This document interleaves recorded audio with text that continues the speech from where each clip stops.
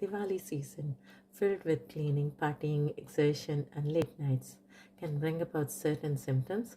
Cleaning can lead to dust allergies, so it's important to use protective gear like masks and gloves. Excessive partying can result in fatigue and dehydration. Remember to stay hydrated and get enough rest. Exertion during preparations can cause muscle aches and stress.